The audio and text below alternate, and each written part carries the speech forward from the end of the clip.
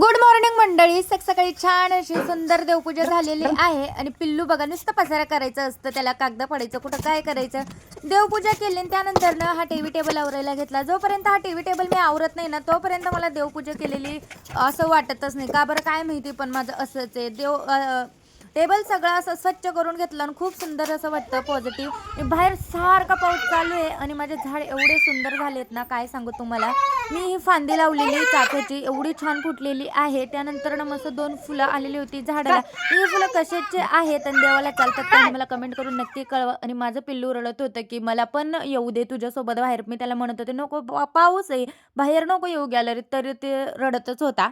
त्यानंतर ना देवाला छानपैकी असं फुलं वाहिली. 2च होती म्हणून 2च वाहिली, जास्त काही नव्हती.